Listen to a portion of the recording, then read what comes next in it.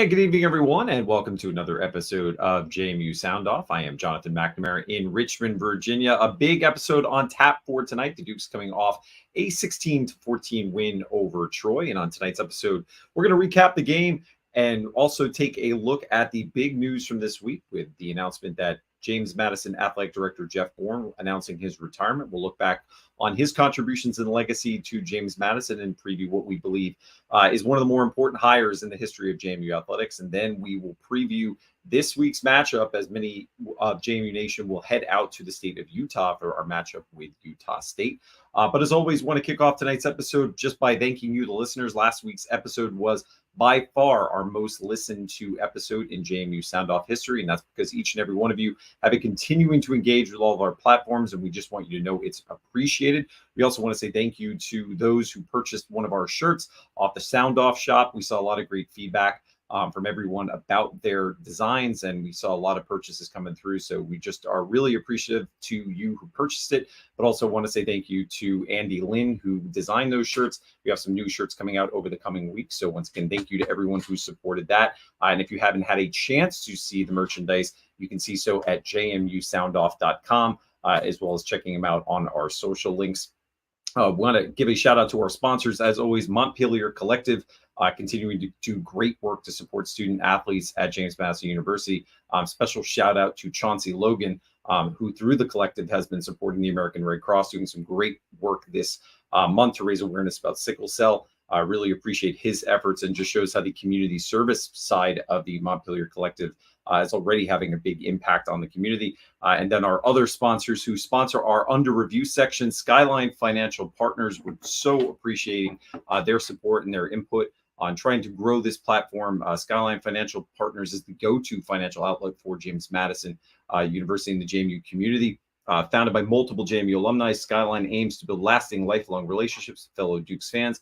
With a unique team of licensed advisors and estate planning attorney and CPA, a Skyline committed to prioritizing your family's needs through a personalized planning approach. So to learn more about Skyline Financial, you can visit skylinefinancialpartners.com. And with that, we'll bring in the other members of our team, Taylor Adkins, Michael Evangelista, and Steve Brown. Steve Brown, our chief meteorologist, who was down on the ground in Troy this weekend, giving us weather updates, which was very much appreciated. I think everyone in JMU land who was hoping that the game was going to get off on time, a little bit of a delay, but still one of those games that ended the same way as the UVA game. Last night I tweeted that can podcast take blood pressure medicine because we were all waiting for that final pass to drop on the ground so that we could celebrate the win.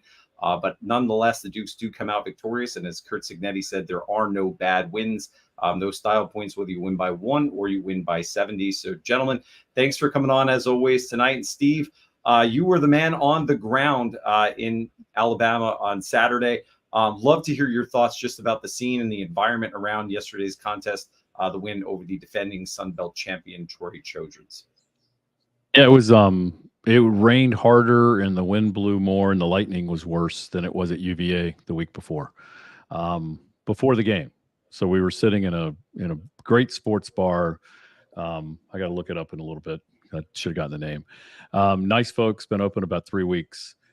We were the lone people in purple, and we acted like we owned the place. I did a lap several times, went up to people. It was one of the more unfriendly places, not mean, just didn't want to engage, which I thought was bizarre. So we're talking to people. I'm yucking it up with them. They're looking at me like, why are you talking to me? And why are you bothering me? And I'm like, you're looking forward to the game. Hope you're going. People are like, I'm not going. It's raining. I'm going home. I'm like, well, you got Troy stuff on. He goes, so what? The weather's bad. I'm not going. I said, okay. So quite a bit like the UVA crowd. Stadium was empty. I don't care what these people are telling you on Twitter. I think it was 5,000 people. It felt like Arkansas State. Beautiful place. Beautiful stadium. Suites were dead. We were in the AD suite, the visiting AD suite. Nice, beautiful up there. The building was beautiful. We were the only ones yelling, singing the fight song, going crazy. People were looking at us like, I can't believe you're doing this. Why are you clapping? Why are you yelling? So that's my brief report. I'll have more to say, but I want the other guys to be able to talk. Awesome. Well, obviously a game that was up and down. Some things to like in this performance, some things that probably caused us all a little concerned on last night, but a little bit of probably anxiety as we look towards the future. Taylor, to bring you into the conversation, curious in your perspective. Obviously, Kurt Cignetti in his post-game comments really highlighted how the defense really was the reason we won yesterday. A performance that saw them have themselves really put in some awkward and challenging positions throughout the game, based on our, at times the inability to get rhythm on offense. Just curious your perspective on what you saw from what was a dominated defensive performance. JMU at the top of the nation now in terms of run defense. Just showing how one-dimensional we're making teams as we start 2023. Yeah, this was the first game I watched, not in person on TV. And mentioning that run game, I think some of us have seen those stats floating around on social media. In our first 14 FBS games, we've only allowed 950 rushing yards. So we have not even reached that 1,000-yard mark in our first season and a half of FBS, which that equates to 67 yards a game through that time period. And this year alone, we're only allowing 22 yards per game. And that's coming into this game with Troy, where all we heard about was Vidal and their running game and how that's going to be something that needs to be stopped. I forgot what social media outlet posted the graphic where it said the strengths of each teams, and they put the little check mark on that Troy has our backfield as getting the edge against the two teams. So from watching it at home, I was very impressed with the defense. Obviously, the secondary continues to have a couple of questions. One thing I felt that I noticed was it was two things. One, that first touchdown was just a clear miscommunication. I mean, the guy caught it in the end zone. The two secondary guys look at each other. I don't know what the conversation was, but I don't feel we were outmatched. They had the better athletes. So that was just a clear breakdown in communication. And you've seen that a lot this season as well in the Bucknell game, the UVA game. So obviously something to get back, but I think they did a much better job. I also think on some of those bigger pass plays, there was a lot of one-on-one matchups because we were so heavy on the pass rush. We were so heavy on that rush defense, and we were clogging that up. So a lot of times it was going man-to-man. And I think overall, again, we remember the plays where we got burnt or they made a good catch. We don't remember the plays that we actually played some pretty good defense. So I'm not going to say that I think there still is a lot of room to improve in our secondary and our pass defense. The big thing I walked away from this game is I was really hoping that this game would give me a good idea of where this JMU team is this season, because I'm thinking both Troy and JMU started with an FCS game. I think that we struggled a little bit against Bucknell, even though the score doesn't reflect it. Stephen F. Austin obviously scored a lot on Troy. And then we had our P5 games. We beat a bottom ACC team, Troy. Lost by a good amount to a ranked Kansas State team that seemed to get exposed this weekend. So, part of me was like, I hope this game can tell. I still don't know how well this JMU team is for the season. In large part, I don't think Troy is as good as the preseason rankings have them. I think there's a lot of football still to play, but I think Troy could end up being one of the more middle of pack teams in the Sun Belt this year. But again, I don't know. And so I'm looking forward to getting to Utah State. And really, I don't know if we're going to know what this JMU team looks like until the end of September. And to bring you in, Michael, obviously a lot of focus from Kurt Cignetti in his post-game press conference about some challenges on the offensive side of the football in getting a rhythm. I know that's something that you watched closely yesterday, and it's important to note that because it's when you're struggling on offense, your defense is going to be on the field for more plays. They're put in tougher and more challenging positions, especially with JMU's defense down. Two starters on the defensive side with Jalen Walker and Taurus Jones, two starters at linebacker. I know we'll talk tonight about the great play of Aiden Fisher and Trent Hendricks, but I'm just curious what you're seeing on the offensive side of the football from, just the inability again to sustain those drives on a consistent basis that put us in some challenging positions. Yeah, no doubt. I think offensive wise, we're doing just enough, right? Like we're getting downs when we need to. We're getting plays. McLeod, I think he looks, 50-50 at times, but he's made some big throws. He had that key throw to Surratt in the fourth quarter, which got us down the field. Some key first downs, got us in the field goal position. But overall, when you really look at it, Troy's a really good defense. They've got some NFL prospects, particularly on the edge. They've got some big guys up front. They run that 3-4 sort of Villanova odd front. And if you take the sacks out of the game, we had 133 yards on the ground. And I think Kalen Black had some really tough runs. I think it was interesting. Latrell Palmer, I think, only had like 2 or 3 carries. So I'm not sure what's going on there. But Palmer, hopefully he's all right. But Lawton had some good runs. Black really made some plays. But I did want to double down on what Taylor was talking about. This was an old-fashioned like defensive battle. So if you love like slobber knocker, line of scrimmage football, it was a joy to watch. Our defense had 10 tackles for loss. I think we had 6 sacks on the day.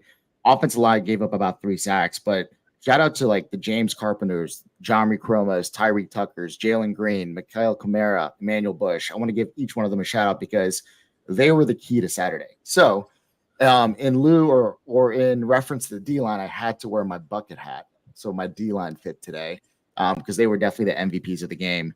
But to continue your point, John, around offense, shout out like to Camden Wise.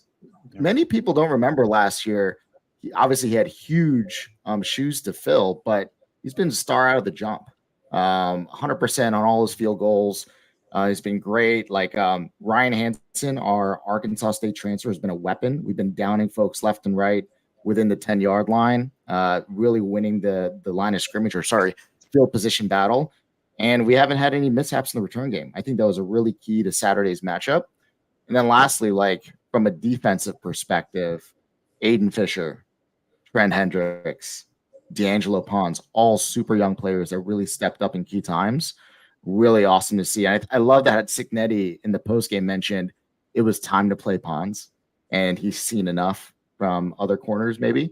But D'Angelo Pons from Hollywood, Florida, outside of Miami, offers from all over Conference USA and Sun Belt, had 3 tackles and 1 pass deflection, and that awesome play where he blew up the screen. Really excited to see his development. Very Jimmy-esque, man. Maybe we have a new Jimmy Moreland on tap. We'll see. We'll see how he progresses moving forward. Well, Michael, I want to play off before I bring Steve back in. Couple comments on Jordan McLeod. Agree with 50-50 at times, but one thing that has been a real win in the Jordan McLeod era as a starting quarterback for JMU has been ball security. Not turning the football over, which is allowing our team to not put ourselves in even more challenging positions on the defensive side. Through his 3 starts, 45 for 68, completing 66% of his passes with 4 touchdowns and no interceptions. So I have to think that the coaching staff's got to be pleased with that. Just giving JMU the ability to win those turnover battles, which was a huge factor in yesterday's game. Again, as we were able to force turnovers, not giving up any. Another point on the special teams, Ryan Hansen, I thought, had a tremendous day yesterday for the punting game, being able to pin them deep inside the 10-yard line on multiple occasions.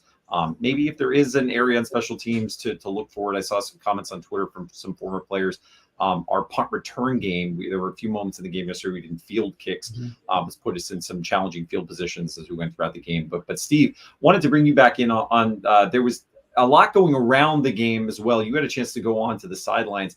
Some news made on social media today from one of our coaches, Pat Kuntz, after the game, interacting with some fans. Saw Chris Vanini put that out, just highlighting rivalries deepening in the Sun Belt.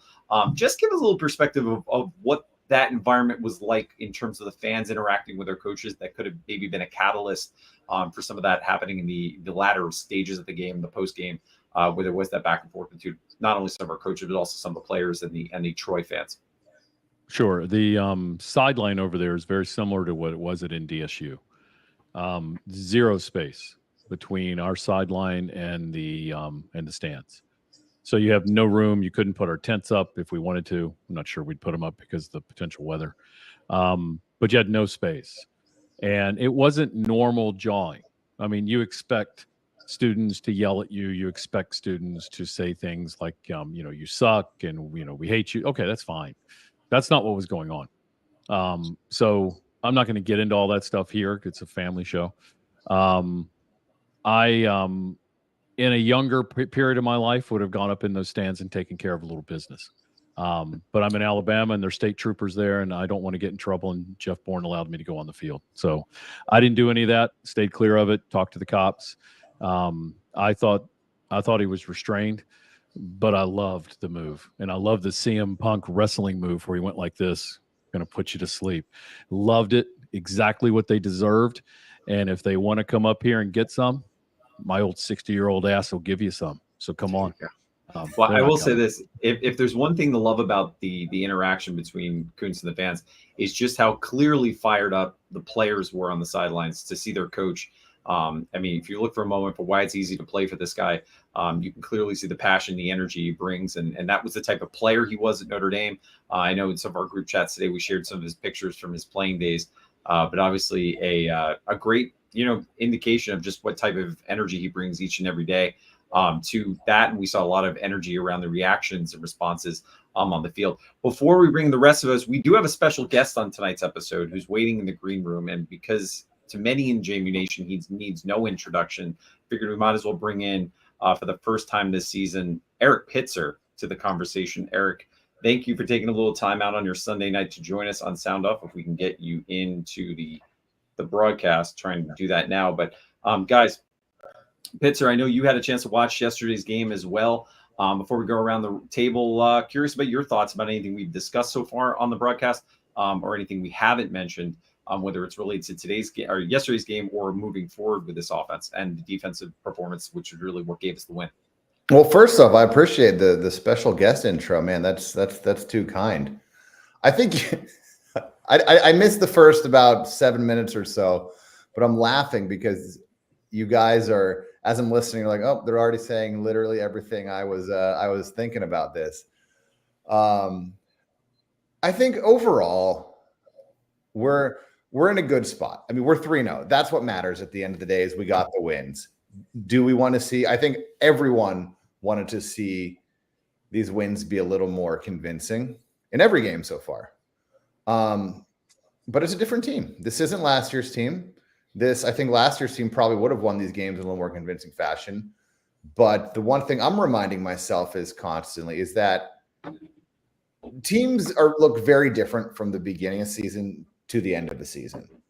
Any team, you're probably closer to your first game. You're probably closer to the end of the season last year than you will be by the end of the season this year.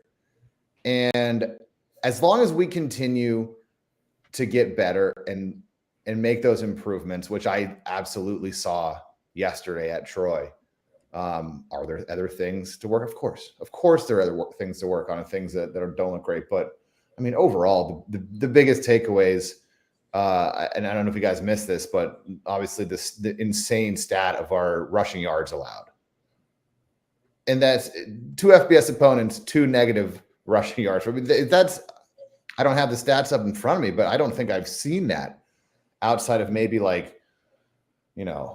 Georgia playing like 2 cupcakes in a row or something, let alone the previous conference champion and an ACC team. It's just so that's incredible. And that is, I think, is when you have that in your wheelhouse, a defense that good that puts that much pressure on quarterbacks and can stop the run that well, it sets you up for success everywhere else. And I loved the game plan yesterday.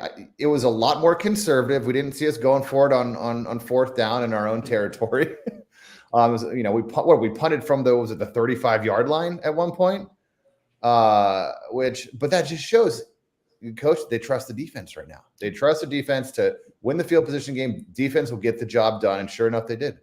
They came out there, got the W. We went for field goals. We did, would love to see a better red zone offense and take some few more shots, but we didn't turn it over. McLeod, maybe not the flashiest at times. He was solid. He didn't turn the ball over. He was the game commander.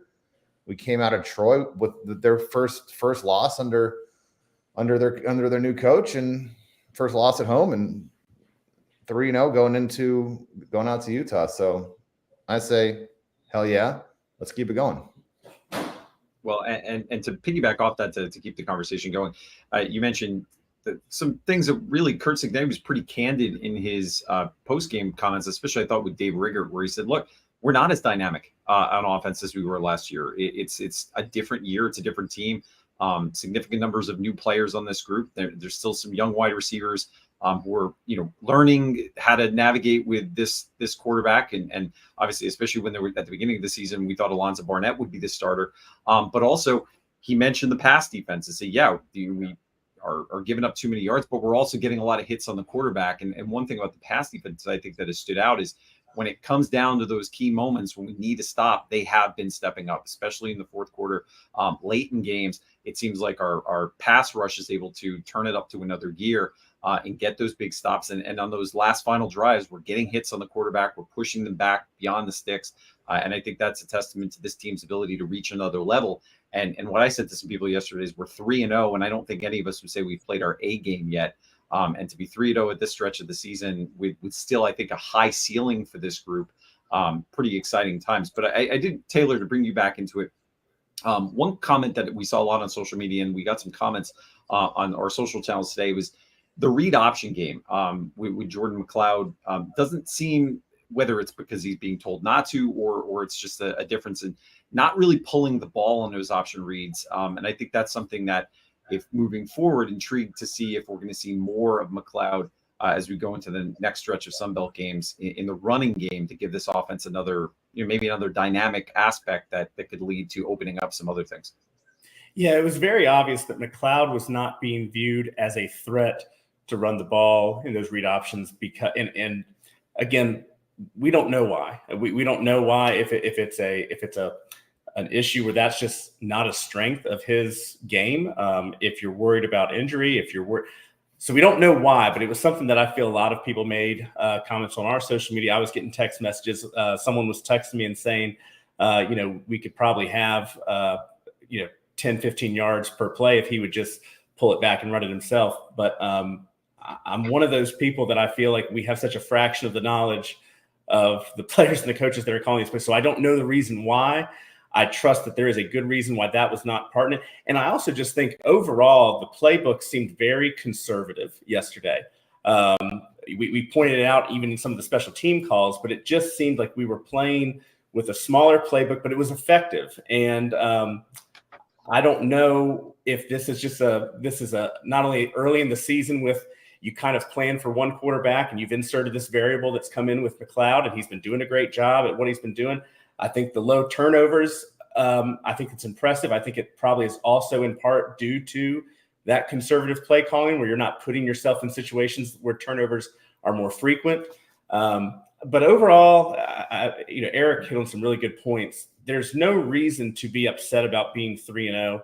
I don't know if I would have bet money that we would be 3-0 at this point, but I also feel like I thought we were a stronger team than I do right now. So I kind of have a mixed bag of emotions where I feel, JMU could be a 6-6 team. But I also see every reason why they could be 10-2, 11-1, or just run the table. I think there's a lot of growth. And when you look at the statistics of Cignetti's teams, 84% winning percentage as the head coach of JMU, 78% since he's been in FBS.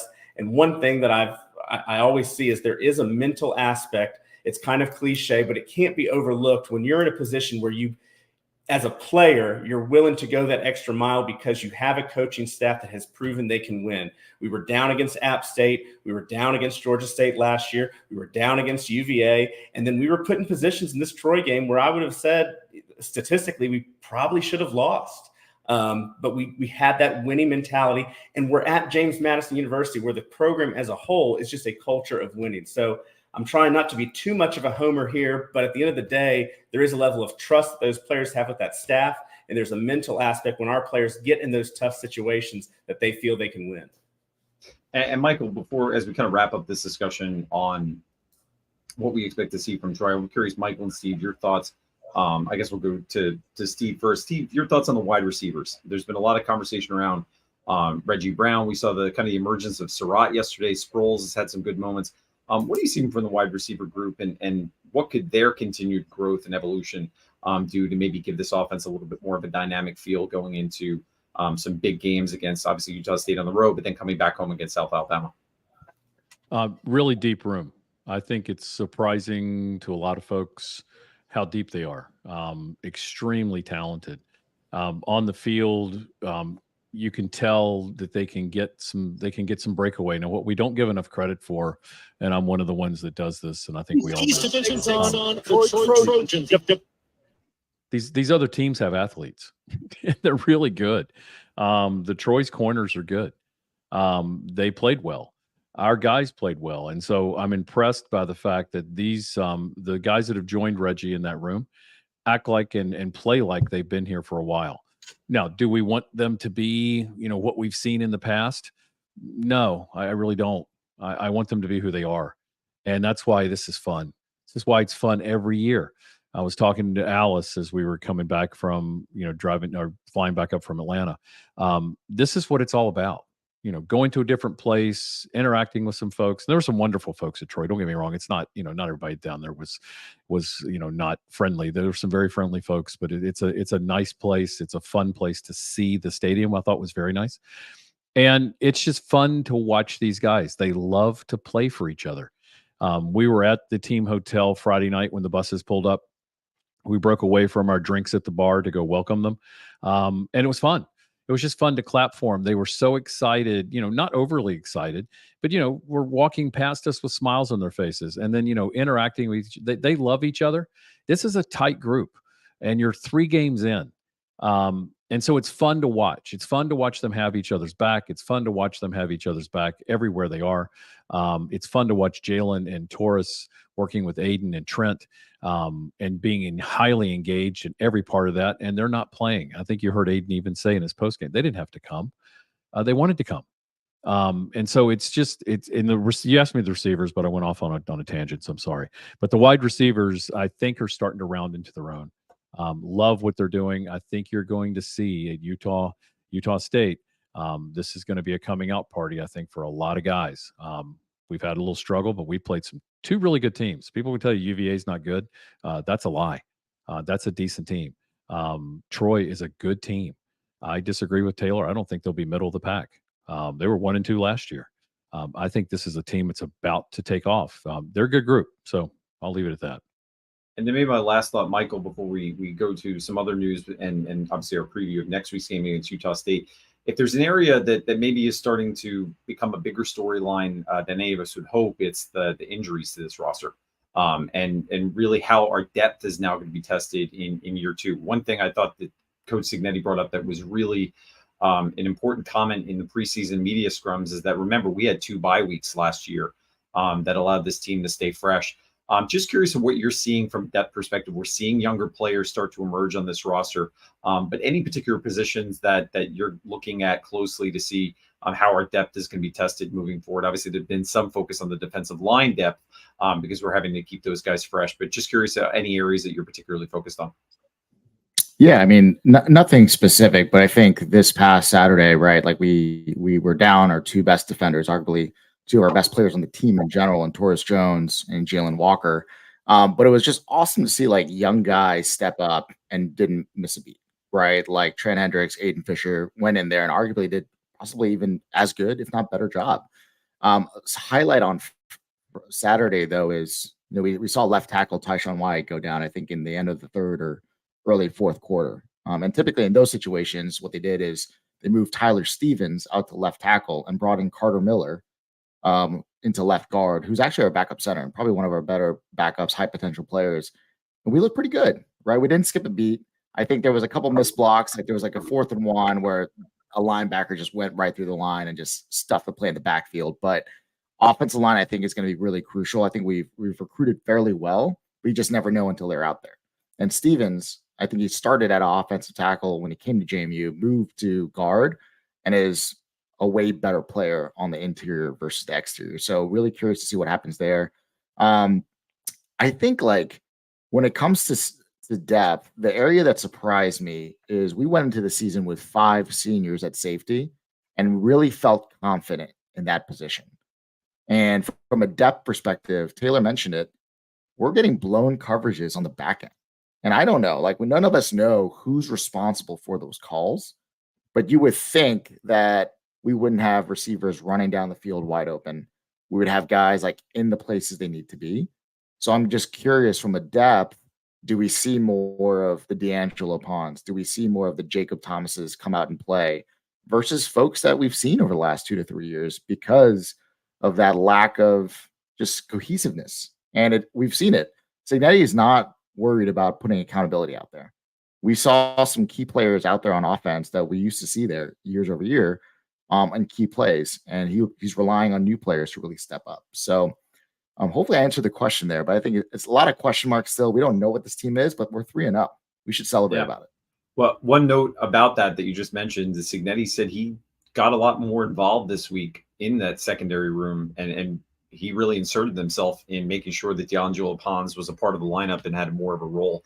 So something to watch going forward is, like you said, he's not going to be shy about making sure the best people are on the field on either side of the ball. And I think that's something you want in your head coach. He knows his moments, knows his spots to make sure he's inserting himself, but also knows how to motivate people. And I think we've seen maybe more than ever in the Signetti era this year, he's using the media as an effective tool to light some fires under players, and something to watch going forward. But with that, we do want to transition to probably one of the more important news stories that's been in the JMU world, maybe since the Sun Belt announcement, is this week James Madison University announcing that longtime athletic director Jeff Bourne will retire in the spring of 2024. And I wanted to bring everyone into the discussion on this. We all have known Jeff for a long time, have seen his contributions to James Madison athletics. And I guess I'll start with you, Pitzer. Your thoughts just on a high level about the impact of Jeff Bourne, and maybe from your perspective, if there's anything that really stands out for your mind that in terms of his biggest contributions to this program and the legacy that he will live for all of us going forward, and obviously a first ballot Hall of Famer to the JMU Hall of Fame.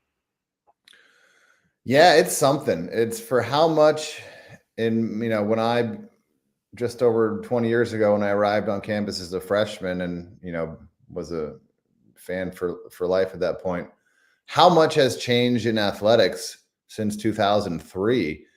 And yet we've had the same athletic director during that whole entire time. So I've never known JMU athletics without Jeff Bourne behind the helm.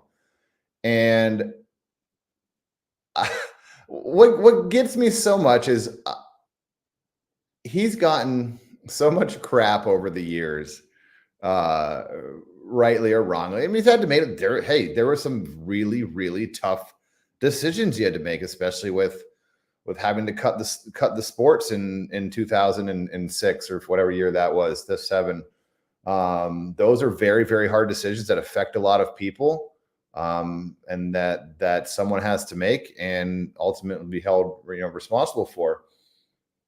And obviously the one that gets the most chatter among fans that I talk to is about moving up to FBS. And in 2013, when that didn't happen and we got passed by a lot of other people, schools like Florida Atlantic and Texas State and even Liberty. And then at the time, you're kind of just like, well, this is hard. But he never, his stance was always the same. I had a little Twitter thread about it back when I was the Student Do Club president, and Boise State was making, their big splashes then. And he said the same thing. It's like, we're not going to just jump to do it. We're going to make sure we're in the right place. And at that time, we weren't in the right place. Yeah, we'd won a national championship, but we weren't in a good spot financially, just from an overall support standpoint to make that jump successfully. And he was spot on. And so what do? We built the program 1 year at a time. We put another national championship in there, basically became one of the top 2 powers in FCS for, close to what seems like almost a decade at that point. And it worked. And conference, there's one thing that's, always true is death, taxes, and conference realignment will never stop. And there's never an end to it. And to be like, oh, this is our only chance. No, it'll keep going. It'll continue to go. And sure enough, a little bit of patience. And here we are landing. And I think what everyone would agree would be the most, the perfect spot possible from a good program standpoint. In the Sun Belt East, we've beaten that horse. It's a great conference. It's a great division. We're in the right spot now. So, I always trusted him. I always believed in him. I was the defender of him at the times, and you see why now. And so, yeah, it's going to be, I think now the question becomes who's next? Who's the next AD going to be? And maybe I'm probably getting ahead of myself because I had absolutely no idea. Someone asked me that. I'm just like, I don't know. I've never thought about it. I was going to say we'll definitely touch on that, but I did want to highlight one point you made, because I think it might wind up being one of the more important decisions he made in his tenure as AD of James Mass, is when the whole cutting the sports discussion came at JMU. Jeff made a commitment that if we're going to sponsor a sport at JMU, they're going to be fully funded and they're going to be fully supported.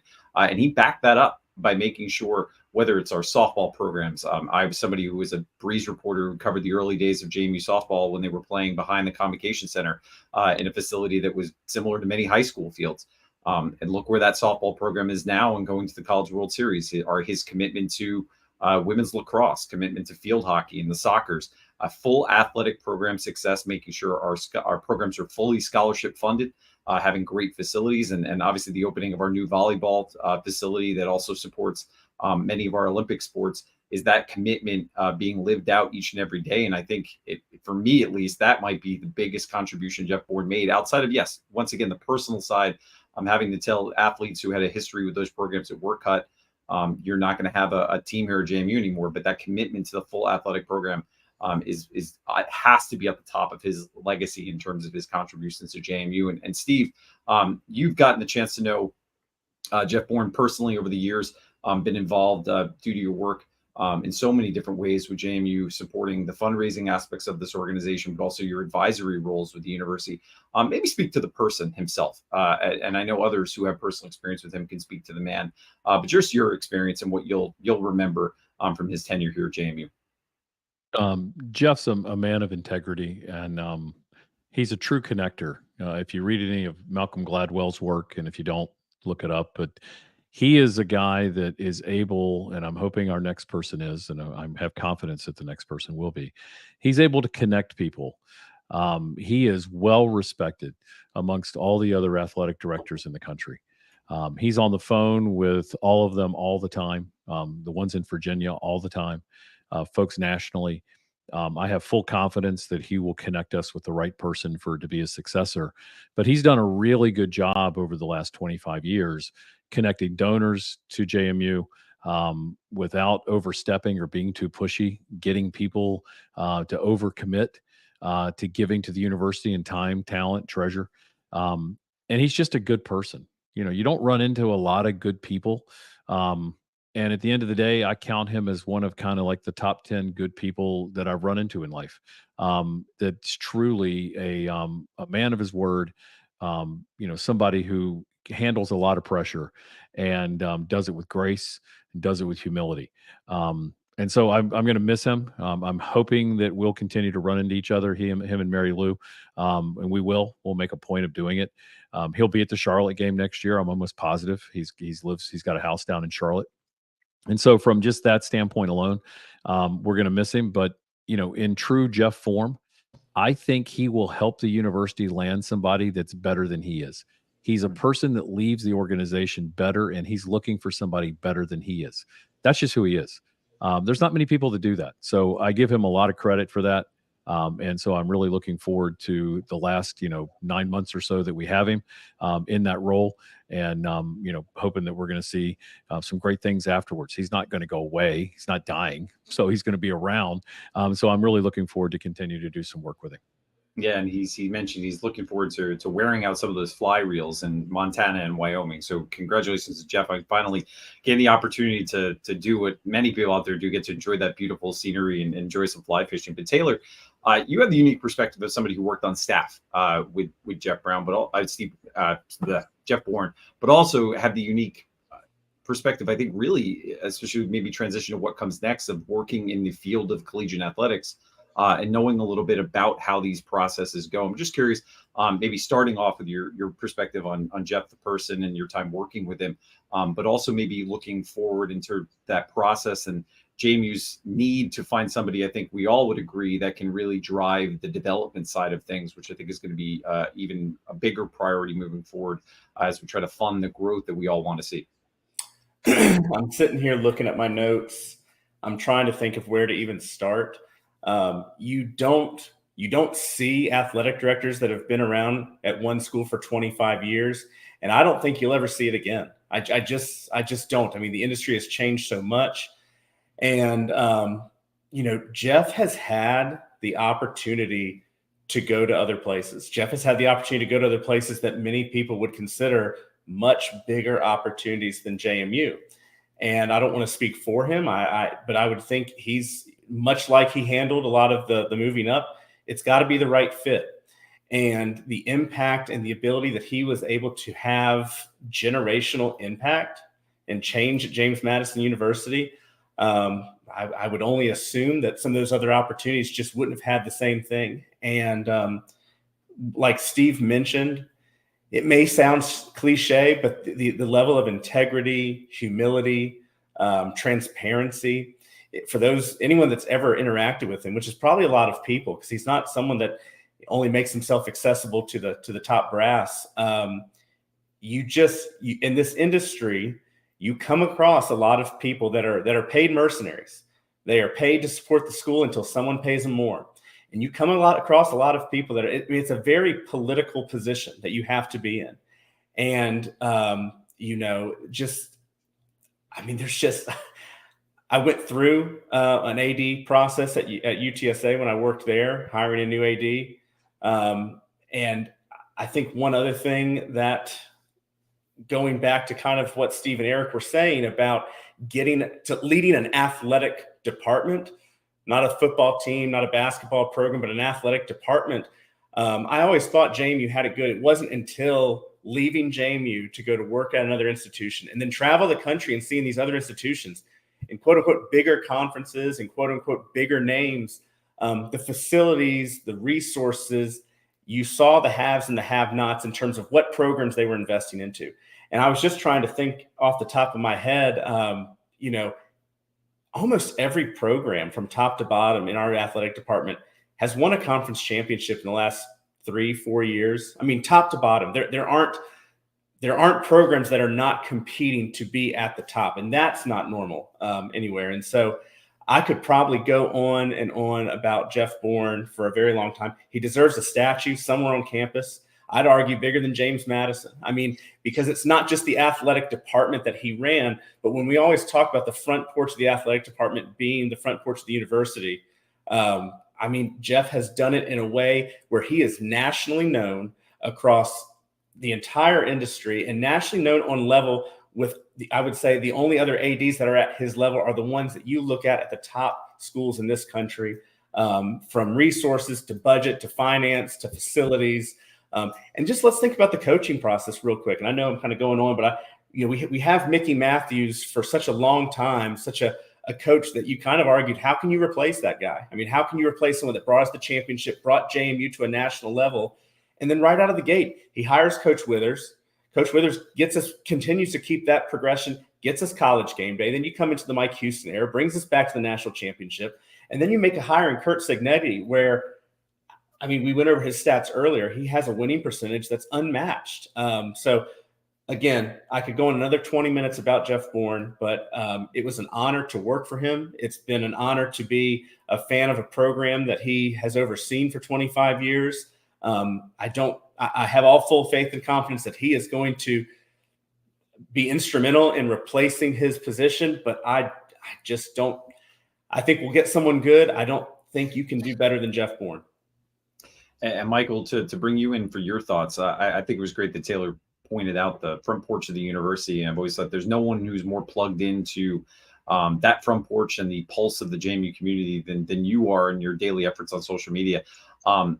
Can't think of an athletic director on the country probably that gets more love from the average fan on social media than Jeff Bourne did this week. There was posts from pretty much everyone we've seen in the comments today, with people talking about their personal experiences with Jeff in terms of calling them to give their condolences about loved ones or just interacting with them at games and stuff. Curious your thoughts on the announcement and what you saw on social media, and then we'll transition obviously into what we all think is a priority in terms of the next athletic director that will represent our university. Yeah, absolutely. I think Jeff Bourne, he didn't have obviously the university's like best interest in mind, but he had the pulse on the fan base. I think I posted a couple of days ago my experience in 2015 versus SMU, where I haven't met Jeff Bourne yet, and he knew my name when I went up to him and shook his hand, and that was awesome. loved all the pouring out of support just for Jeff Bourne and what he's done in the national championships and the really making that student athlete experience really an A+ experience for everyone. I kind of have a different point of view with Jeff Bourne because I graduated in 2012. That was a very tumultuous, interesting time for JMU. And I remember the message boards of when ODU was moving up and Charlotte was moving up and everyone just hating on Jeff Bourne and clamoring for him to get fired and wondering, what is he doing? And why are we not moving forward? And why are we spending all this money in FCS? And like my dad always says, don't get too excited. And the man had a vision. He had a plan. He had a pulse, not just on the fan base, but he had a pulse around the national landscape of college football. And I remember he was looking at, do I really want to join a Sun Belt with New Mexico State and Idaho and send the golf teams and send the tennis teams out there? But he had a plan.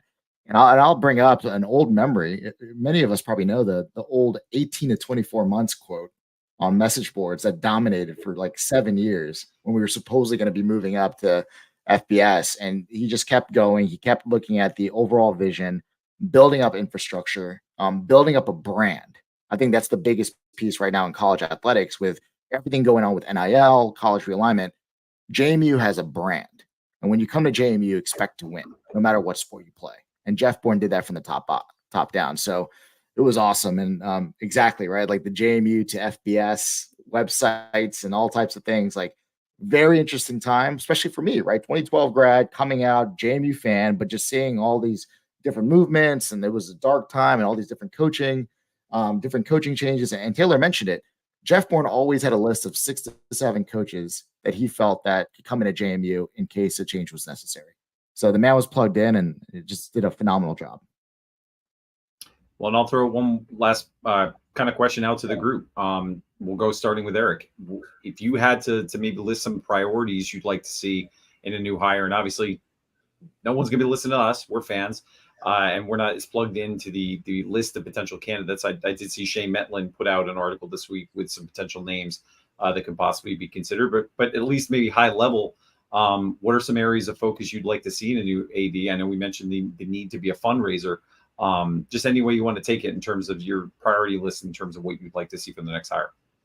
I want someone who's going to be loyal to JMU for 25 years. No, honestly, I have no idea. I'm not qualified to answer that. I don't know the start of, you mentioned fundraising.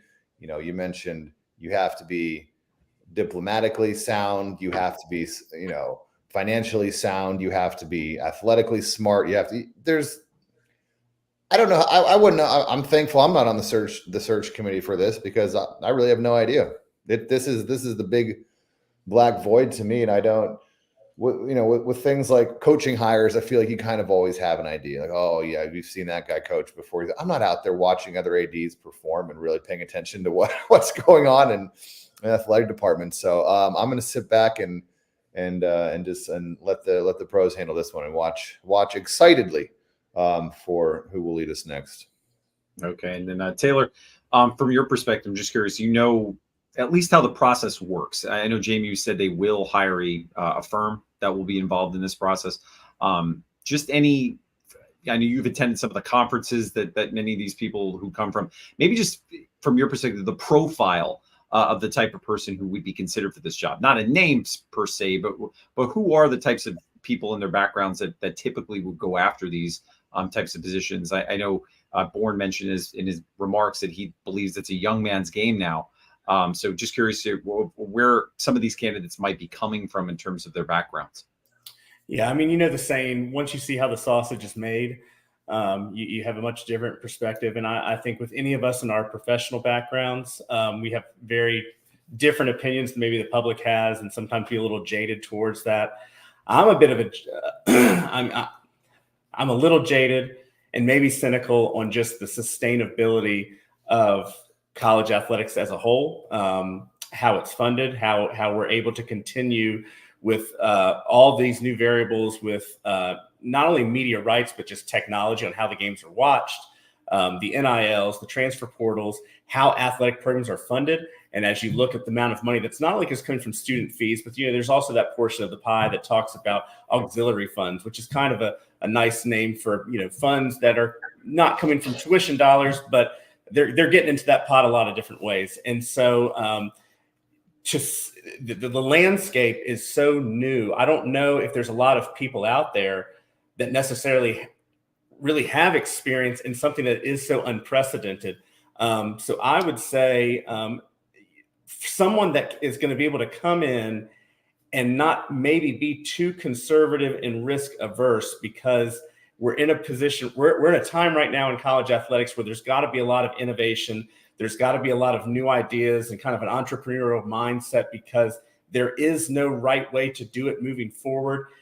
Like I said, not a lot of precedent.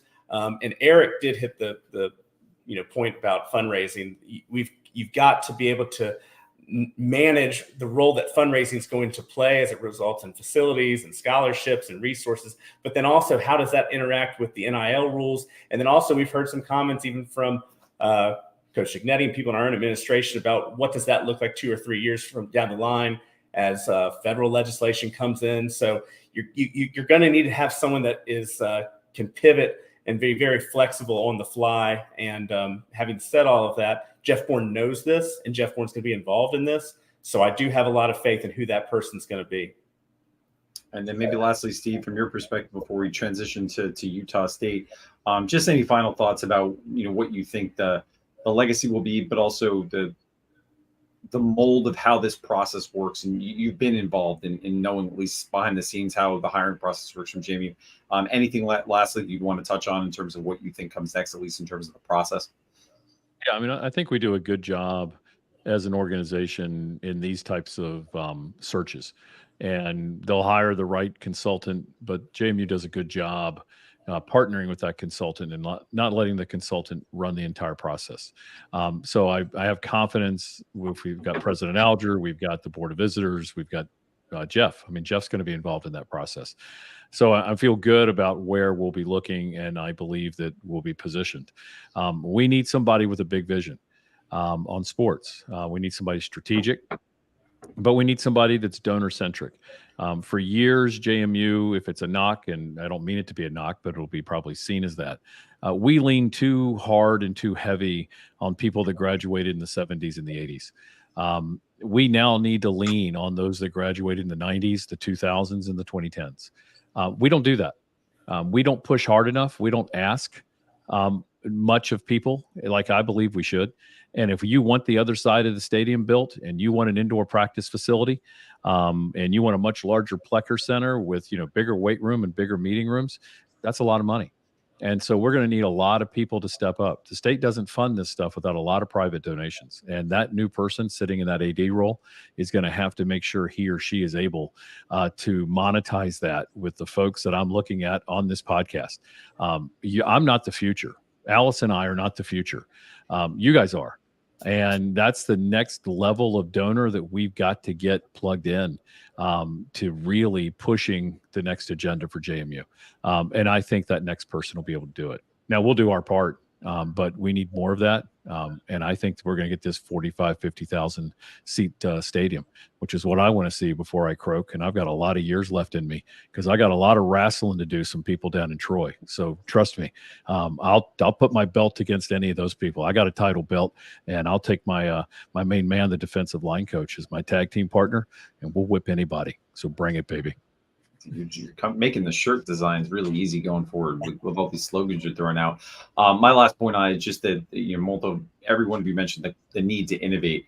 Love what he's doing or hate what he's doing. I think Deion Sanders is showing what he's doing in Colorado is there are many ways to approach what has sometimes been a kind of a fraternity and the standard set of ways to approach not only college football, but the college sports landscape in general. And I think hopefully maybe the lesson of what Deion Sanders is doing is it's okay to innovate, and it's okay to be bold, and it's okay to try different things, because you might be surprised at the outcome. We've already seen volleyball games played in 80,000 plus stadiums this year. So I think there is a rich need, and not only the athletics landscape, but the university landscape in general to innovate. And hopefully our new hire is able to do that. But lastly, just congratulations to Jeff and everyone here at Sound Off. Wishes him all the best. Transitioning, though, to this week's opponent. Michael, I know you have had the opportunity to do some pre-scouting of our opponents at Utah State. For fans who listen to the podcast, maybe haven't turned their attention yet to Utah State. You're somebody who's actually been out to Utah, I know, multiple times. What have you seen in kind of your early scouting of this team, and what can fans be looking for in terms of our next opponent? Yeah, no doubt. I think, number one, I'm excited to personally go out to Utah this weekend. I know Steve Brown's going to be there as well. So if you're going to the game, throw a comment, tweet at our Twitter account, and let us know where you're at. Love to meet up this weekend. But really interesting opponent coming up out of the Mountain West.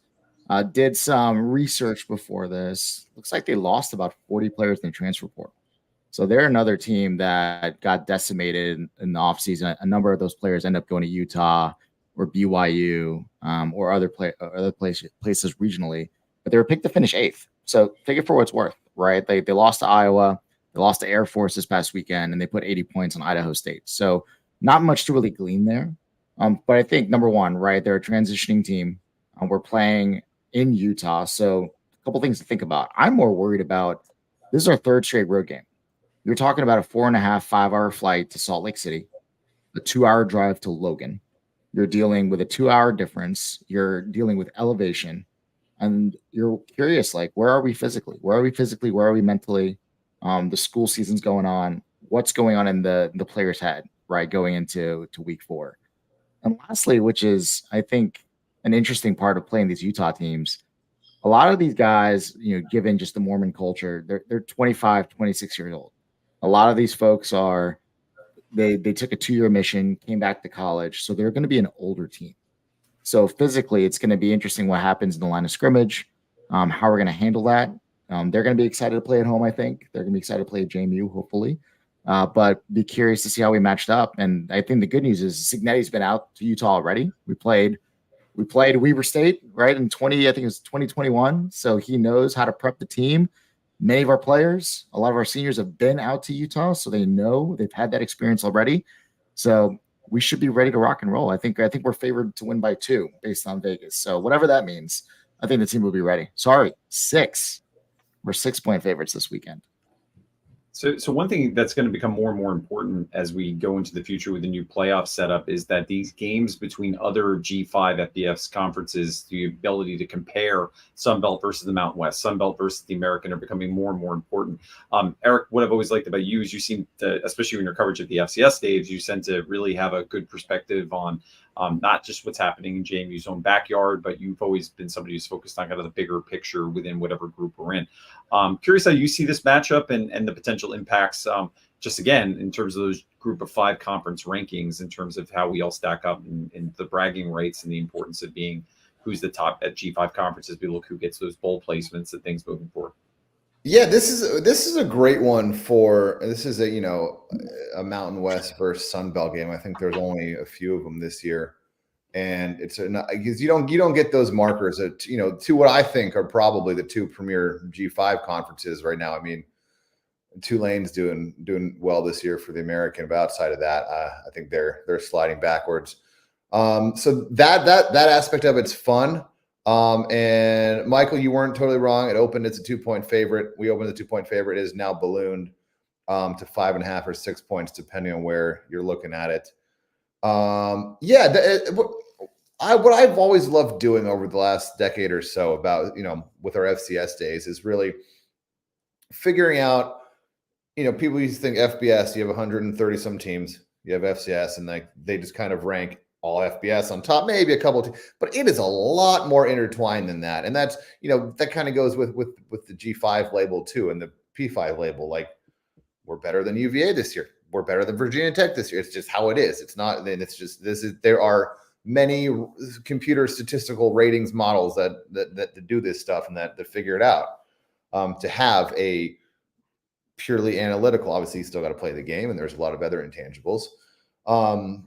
But looking at this game, Utah State, I love this time in the season between, kind of weeks 2 and 4, when a lot of these rankings are still based on preseason rosters and what they've done in the past.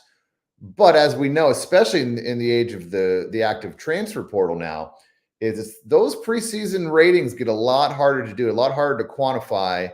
Okay, well, this player did, put in these yards and this time with this team.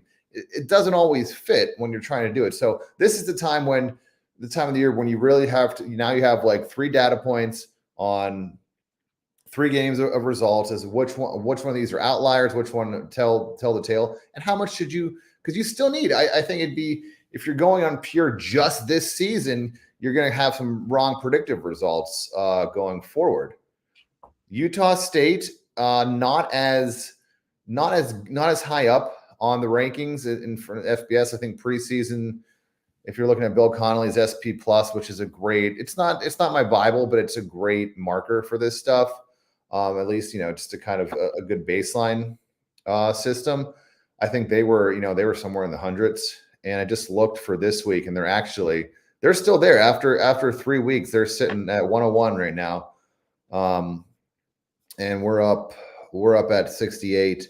And a neutral field would be about 11-point favorites at them. So that right there, just by the numbers, that's obviously a good sign for JMU. I think they played Iowa close. Jury's still out on Iowa. Low scoring team. It's tough to figure out. I mean, like you said, they blew out Idaho State. Idaho State is not a good FCS team this year.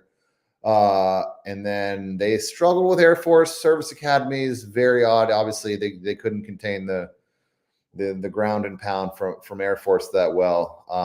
So that I was expecting them to perform better just based on that Iowa result. I thought they might have had a lot better team than we were anticipating. They still might, but I think this is very similar to the last 2 games we played. I think we're going into this. I think it's okay to look at us as a very slight favorite, and we have to show up and perform. And I expect us to have a game plan to do that. And Steve, you'll be making the trip out to Utah, as you often do for many of these road trips. I'm curious what you're looking forward to seeing this game. I know you've highlighted in your earlier comments, you expect to see this to be a breakout for some players. Maybe kind of your high-level thoughts on what you're looking forward to, as well as your trip, maybe some of the highlights you're looking to see when you make the trip out to Utah. I know Alice has some really good things planned for the outside of just the game as well. So she's in charge of all the travel. She's going to go out a little early and do her deal on Thursday and Friday. We'll head to Zion, Bryce actually on Sunday, and then Zion on Monday, and do a little of that. But on the Utah State portion, if I'm them, they've got a true freshman that they put in the game. They benched their QB during the Air Force game, put the true freshman in. He threw for 3 touchdowns. Sound familiar, JMU Nation? Sounds like our UVA quarterback that decided he'd light it up against us. If I'm Utah State, that's probably what they're looking at. They're not going to run the ball on us. Nobody is. And so at the end of the day, they're going to try to throw the ball. I see them having a difficult time this week throwing the ball. At some point, this clicks. We're in week 4. We haven't clicked. If I'm the coach, and I'm not, but this week's theme would be, it's not about them. It's all about us. And I wouldn't be tired. I wouldn't be worried about this is our 3rd game on the road. This is going to be a great time for us, and a great time for us to show. Yes, is it difficult to travel out there? Yeah. But so what? You suck it up, you go, and you're playing a great game. So I think we can run on them. I think we can pass on them, and I think our defense can shut them down. Will they do fine in some plays? Sure. They're a talented group of people. Wonderful group of people. For those going out, you need a tailgating pass to tailgate. You can't just show up, put your tent up, and put out, booze and drink. You can't drink there. You're not supposed to. At Weber, people were doing it, but there's no booze in the stadium either. So I've loaded up my flasks. I've got all kinds of stuff. You won't find any type of that booze on me, folks, until I decide to bring it out. But just know, JMU Nation, you can't do what you normally do there. You need to be respectful of what they have. They also don't want to hear bad language. I can't guarantee I won't do that, but I'll try to be respectful the best I can. But I can tell you right now, a couple things may slip. Just continue to be a slogan machine. Taylor, I know one thing you've been focused on the last few weeks is really looking at the numbers and some of the stats around these matchups. Anything standing out to you in terms of statistics that you wanted to highlight in terms of the preview? Well, just looking big picture a little bit at all the G5 conferences and then really narrowing in on Sunbelt versus Mountain West. Sunbelt has a 65% out of conference winning percentage right now for their games. They are the only other conference other than Conference USA over 50%. But I will mention that Conference USA's strength of schedule among the G5 is not only last place, but significantly lower. Yeah.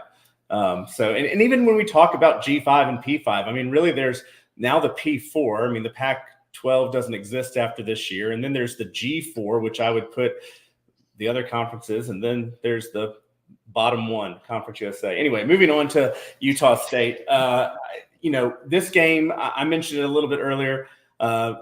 Steve and I mentioned we have a little bit different viewpoints. I'm still I don't know. I think we have the team that can beat Utah State by 3 touchdowns. I also wouldn't be surprised if it's another game similar to Troy where it's coming down to that last drive.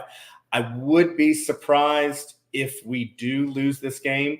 I honestly, I did not feel like that about UVA and Troy. I knew those were 2 teams capable of beating us. I don't think Utah State wins this game unless we do not bring our A game. I mean, if we come in there and we're tired from a 3-game road trip, we play some C-plus games, Utah State is a good enough team to take advantage of us. But I'm feeling I'm more confident about this game than I have been the last 2. I'm expecting us to be 4-0. I'm with that win that South Alabama had yesterday over Oklahoma State. Going in 4-0 into that next home game against South Alabama would be huge. So I think it's going to be a great game. And again, the Sun Belt is continuing to show that even out of conference, why we are the top G4 conference. And I'll say on your point, though, that South Alabama game looming is the next one on our schedule after Utah State being a home game. I think that's going to be the thing that this coaching staff is really going to have their work cut out for them. Not only the rehab and getting this team ready for another road trip, but also making sure they're not looking past an opponent that, if we're all confident, you have to make sure that doesn't seep into the program. And you could already tell, again, in his post-game comments, he is driving that message home, making sure this team stays focused. I think one thing we've seen in the Signetti era, he does seem to manage that very well, is keeping his team's focus and this team making sure they're locked in. But there's a human nature factor, and you're not always going to have your A game. And Signetti mentioned that again in his post-game comments this week. We didn't have our A game. So you'd like to think after a game where you maybe didn't play your best, that he's going to have them focused. And remember, we said earlier in the podcast, JMU's 3-0 without playing even close to an A game yet. Could this be the week we finally get that performance? Michael, maybe last thoughts on Utah State. Any matchups that you're looking for in terms of those one-on-one battles, in terms of strengths and weaknesses between these 2 teams that might be the difference in terms of a win versus a loss? Yeah, I mean, just going into some X's and O's here, right? Like, they returned 5 players on defense. So good news for us. This will be a traditional 4-man defensive outfit, which is different from UVA and Troy that do a little bit more of that Villanova 3-3-5, 3-4 that we've historically had a little bit more difficult time against. But they've got 2 players in offense that worry me a bit because they could be matchup nightmares, particularly for a secondary. Terrell Vaughn is a 5'7" speedster, right? So he's like a bubble screen guy, down the seam guy, get ahead of the safety type of player. And they've got a kid named Jalen Royals at 6 foot 195, who was actually a Georgia track star, somehow ended up at Utah State. But he's gotten behind some defenders, particularly Iowa, a couple weeks ago. So they've got some speed on the back end. Their top defenders are both safeties in Ike Larson and Anthony Switzer, smaller guys like 5'11", 5'10", 6 foot, 180-pound guys. But we'll see how we match up. I don't think they're particularly large on defense, so we should be able to move the ball. But fun fact, their head coach is Blake Anderson, who's also their offensive coordinator and was the head coach at Arkansas State for about 7 years. So he knows the Sun Belt. Maybe he's calling Butch Jones, asking about some personnel pieces from last year, but that's about the closest connection I can get. They have no Virginia players on their roster. They've got a handful of Florida kids, but just like typical Mountain West programs, a lot of Californians, folks from Utah, etc. But seriously, if there's JMU fans anywhere that are going to be going to this game, let's meet up, let's tailgate. To Steve's point, there are some nuances you have to know when you go out to the beautiful state of Utah, but it should be an amazing weekend nonetheless. Just want to highlight and give Taylor an opportunity to respond to one of the comments really quickly on YouTube. Taylor, being called out about your wedding portrait being taken down to create this podcast. I just want to make sure we want to correct. We're a fact-based podcast. If that's true or not, and if it is true, Mandy, I know you're listening. We're sorry. So this beautiful backdrop that you see during the week does not have a football helmet here. The picture of Bridgeport Stadium is actually hanging up across the room over there. And it's actually, this is where our wedding picture hangs. And so we had some friends over before the podcast. They saw me switching the pictures. They called me out. And I made the joke that we have a producer. And if you submit questions, as long as it's not crude or vulgar, he will read it on the air. They are testing that theory, and they were correct. So that's exactly what happened. Okay. Thank you for setting the record straight. And before we do our final thoughts, there was one more comment that came in from Facebook from Ryan Sure. You were talking earlier about not having a true metric on where we are as a team. Where would you pinpoint the deficiencies in which you'd like to see us improve? Can you talk about some of the miscommunication and previous comment mentioned with the pass defense? And what about those back-to-back series in which we took a timeout and punted and took a delay of game and punted? A lot there. Anyone want to take any of the questions or comments from that viewer? But yeah, as we mentioned earlier, there are some areas of concern, areas that need to be improved. Looking at you, Michael, anything specific that was mentioned in that comment that you'd want to address? Yeah, we touched on it earlier, right? But I think like the good news, right? It's miscommunications on defense. That's coaching, that's preparation, that's the players like stepping up and being accountable and knowing the game plan, right? Too many times we're seeing our safeties like wonder what's going on when a guy goes right by him, right? We saw in the first touchdown versus Troy. So you can clean those up. Those are mental mistakes. We're not physically getting burned down the field. Outside of maybe Virginia, they had some sneaky athletes back there. Regarding the timeout, I think we've seen it before. Sometimes Cignetti tends to blow up a little bit in certain situations, and his time management, right, is not the best. And we've seen that before. But we're 3-0. I don't know what to say, right? Like Cignetti has his good and it comes with a bad, but we're 3-0. We found a way out through. And I imagine, just like Steve said, this is going to be the game where it all comes together. Offense, defense, special teams, big plays, small plays. We'll figure it out versus Utah State. I think it's going to be a good weekend for JMU Nation going forward. And I'll say I found myself watching more college football at the Group of 5 level than ever before this weekend. And if there was one consistent theme through all the games I watched, is miscommunication on both sides of the football, all across the games I watched. And you start to wonder, is this where the transfer portal is starting to really show its kind of impact? Is that all of these rosters have 20, 30 or more new players, and it's going to take time to get that kind of chemistry and to develop that connection between your players, because that's going to lead, when you have all these new faces, to some miscommunication and a growth process is going to have to take as you go throughout the season, particularly as you now start to see injuries on all of these rosters that can have an impact. So not making excuses for the miscommunication at JMU, but it's something you're seeing in a lot of these games. I know Deion Sanders mentioned in his post-game comments of the Colorado game is there was a lot of miscommunication on his defensive units. Another roster that saw significant transfer portal impacts. So with that, guys, want to go around the horn one more time and do our final thoughts. Erik, again, thank you for joining us. We hope you make this more of a regular thing because you offer such interesting perspective. Any final thoughts on anything we talked about tonight and related to the week ahead as we try to go to 4-0? And as Steve mentioned 2 episodes ago, he wants this to be a ranked football team coming into Bridgeport for that game against South Alabama. No additional thoughts. Thank you guys so much for having me. This is an awesome production you guys have put together. I know I have a 2-year-old and almost 4-year-old at home, so I want to contribute more, but I appreciate being able to get on when I can, and the end of a long weekend here. So, please tell Kelly thank you. Tell Kelly thank you for I know any of these families, when we're ready for our kids, it's a sacrifice for the moms and everything. So thank you to all the moms who let us do this. I got some wedding stuff up in the background here. You're allowed to keep it up. It's okay. It's okay, buddy. It's all right. I've got pictures behind me, so we're all doing our part for representation. I'm going to go around the horn. Start with you, Taylor. You're closest to the screen. Any last thoughts about anything we mentioned tonight, or things you're looking forward to this week? Well, 3 quick things. First of all, the picture's still very much here. It's just next to the table. So I want to thank Mandy for handing me that. Second thing, to Michael's comments, everyone has it.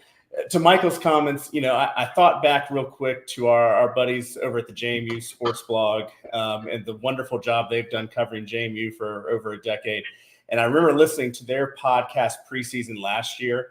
And even the most optimistic guys last year, we were talking about our first season in FBS, you were saying 5, 6. Some people are getting a little audacious and saying 7 wins. And I'm sitting here thinking we're 11-3 in our first season and a half of FBS. And I was on a text thread today with some buddies that I went to App State with last year and just talking about how I didn't really feel good about the team. And I know we're 3-0, but I still want to see us more. And, I'll eat some humble pie. We're 3-0. We're 3-0 at a position where a lot of people probably thought we would have lost one of those games. So I think John and Steve make these points every week to the students that are listening, to the alumni that are listening, to the fans that are listening. Enjoy the moment because we're living in a time that a lot of programs don't get to have. And I'll say one other thing too, a lot of questions about streaming the game this weekend. I think Erik has been posting some information in the app or in the chat. It is streamed through the Mountain West Conference app. You can download that apparently on a lot of our app stores. I think after the show here, we'll talk together and try to get that information out on our social media. But it does, to everyone listening, it does appear that this will be a game that you can watch and that you can stream both on mobile devices and on your television. All right, Michael, again, you're going out to Utah. You could have final thoughts on all kinds of things. So where everybody can go for great dinner, great drinks. Your final thoughts for this podcast. Yeah. So I think number one, state of Utah. I mean, absolutely gorgeous. Nothing out here out east is anything compared out west. So if you're making the trip, enjoy it. Let me know. DM me on Twitter. You know where to find me. Love to meet up and hopefully break bread with another Duke. But in terms of final thoughts, we're 3-0. Let's enjoy it.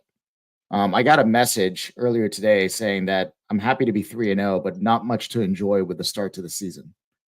Is that really where we are as a fan base? Mm-hmm. Like, are we that spoiled that we beat UVA? We beat the Sun Belt champions of last year at their place away, and there's not much to enjoy with the start of the season. Think about that. So as a fan base, buckle down. Enjoy the freaking ride. We're here, baby. We're 3-0. We're going to Utah in a very winnable game, and we could possibly come home, as Steve said, ranked and 4-0 at home versus USA, who just beat Oklahoma State. Take it in, put your purple glasses on, and enjoy the freaking ride. I'm so happy you say that because just a direct comparison to another Group of 5 program with a coach that we're all familiar with. Look at where East Carolina is.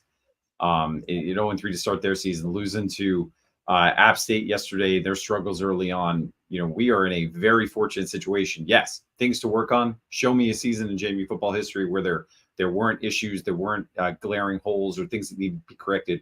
We're in a great spot. And if you're not enjoying wins over UVA and the Sun Belt champions, I don't know what's going to get you motivated. And especially with one hell of a schedule remaining as we look at the games to come, matchups against Georgia Southern, matchups against South Alabama, App State, Coastal Carolina, Marshall, all to come. And it's been fun already. How much fun are we going to have in the weeks to come? I couldn't agree more with you. Enjoy the ride. And strangely, I had just looked at the standings today. Look, Georgia Southern team that's Georgia State team that's undefeated as well. That matchup's starting to look like it could be a bigger game for those of us who are going to be making the trip down to Atlanta. So to wrap us up, last thoughts, Steve Brown. I know you probably got a wrestling quote or two that you'll wrap us up with your final thoughts on today's broadcast. Well, I have to echo the enjoy part. It drives me crazy when our fan base nitpicks. These last 2 weeks felt like the national championship game times 10 in FCS. This is why we moved to FBS, people. It's week in and week out of these games. Yes, are you sitting on the edge of your seat? Are you wondering, are we going to pull it out? Yeah, you are. And you know what? It's a great feeling. At the end of the day, we pulled it out. Do you want to do better? Sure. We all do. But I'm never going to complain that a team is 3-0. These are hard teams to play. The margin is thin. Everybody out here wants to say, we should be blowing these people out. This is ridiculous. No, they have athletes. They have scholar athletes. They have student athletes. They do what we do. We do it better. We're better than they are, and they know it. So listen to me, Aggies. What you gonna do? when the Duke Dog Nation runs and passes and just beats the crap out of you. We're coming. That wind you hear in the mountains is not wind, baby. It's us coming. We're coming west. Get ready. We're going to take it on, baby, and we're going to take you down next Saturday night. Be there. Clip it, Chandler. There's our Instagram and Twitter post of the week. But thanks, guys, as always, for a great conversation. Safe travels to everyone who's going to be going out to Utah.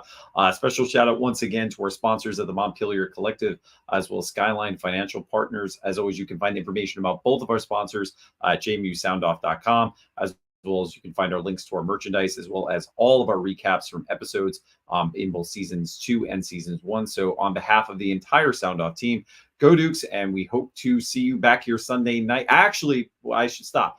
One note, our episode next week, because we have so many people traveling to Utah, stay tuned to our channels. It looks like it's possibility going to be a Monday version of Sound Off, just to allow our team members to get into a more appropriate setting to allow us to actually pull off a broadcast. Because right now, if it was Sunday, it might just be me, and no one wants that. So stay tuned. Likely a Monday version of Sound Off next week, but we'll definitely update you as you go throughout the week. And as always, go Dukes, and we'll talk to you next week after the Dukes take on the Utah State program, as well as looking forward to our next matchup against Southern Alabama. Take it easy, guys. Good night.